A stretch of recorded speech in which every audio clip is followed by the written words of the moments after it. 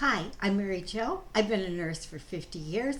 I have lost over 100 pounds and reversed chronic disease in my life.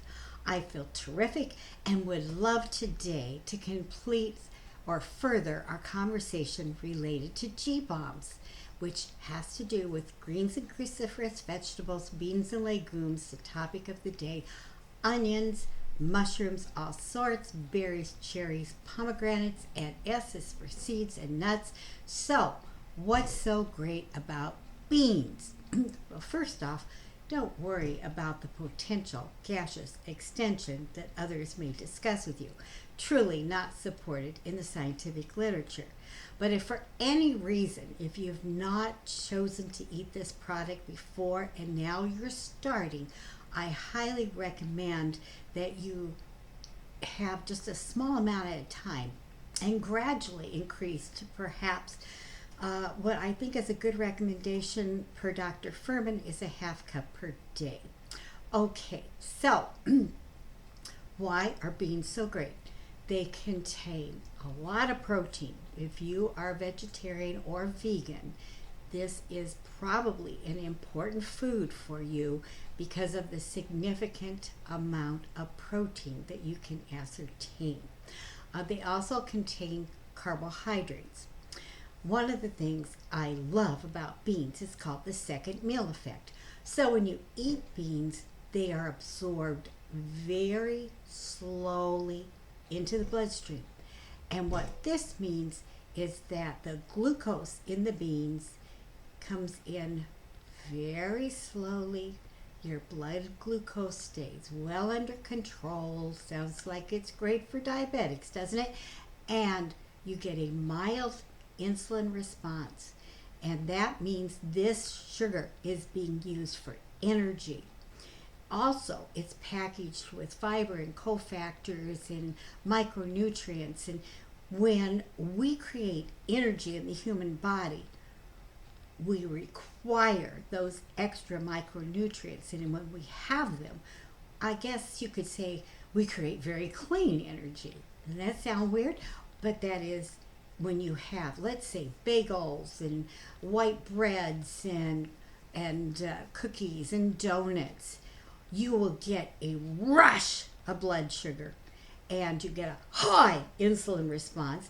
And of course, I think that already has been described, causing increase in atherosclerosis, angiogenesis, visceral fat, yuck, and increases cancer risk and proliferation of cancer cells.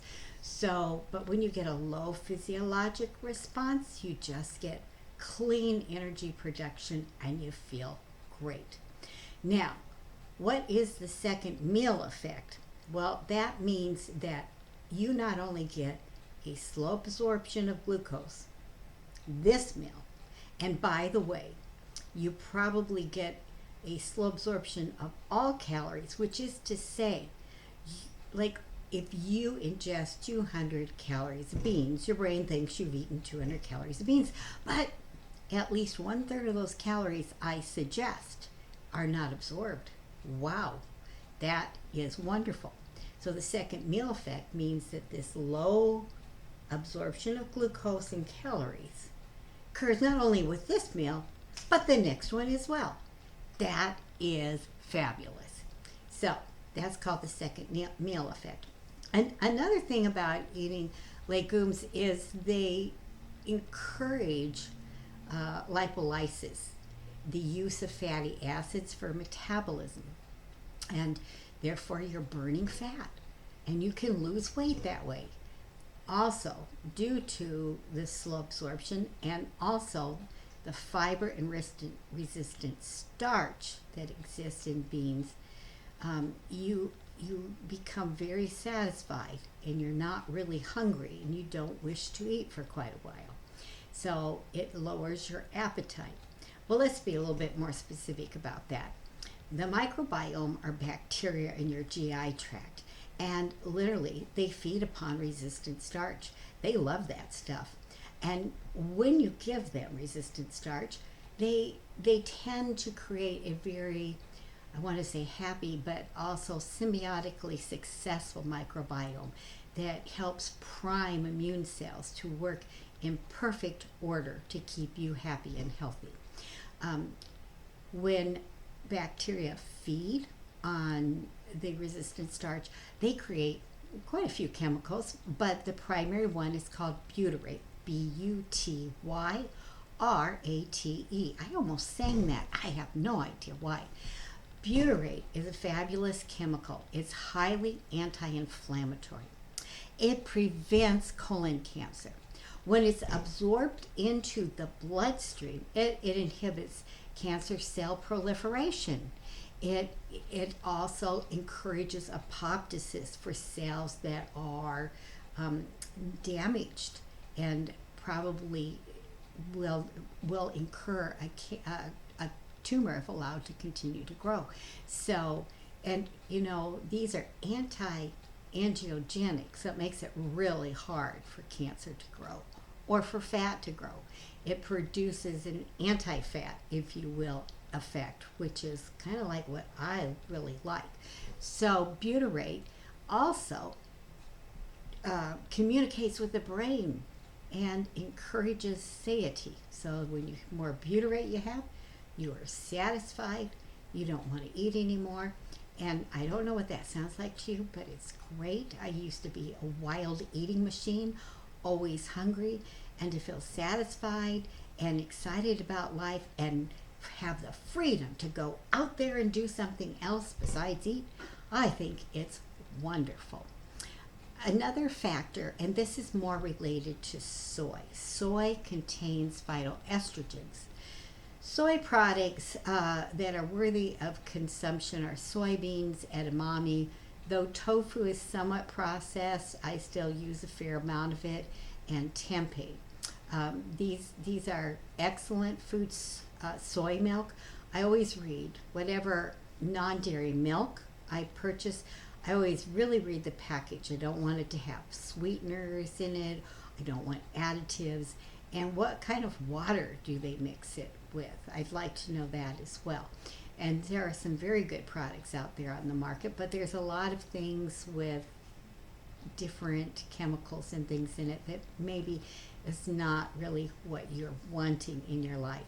So I found a really nice soy milk that I like, that's made with purified water and does not contain any additives. So I find that a plus. It's unsweetened, but it does have some vanilla bean in it, and I think that just makes it taste all the better. So why am I all over the place about soy? Well, a lot of people, especially women, have the misconception that if you've had any history of cancer or breast cancer, you cannot eat soy because it's supposed to make life worse. Well, the bottom line is there is no research to support that, which is truly a fallacy.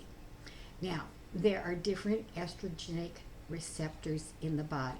What's really interesting about soy products that are, and I'm not talking about heavily processed soy products, I'm talking about soy products that are no more processed than tofu. That's got a little bit, but not a lot.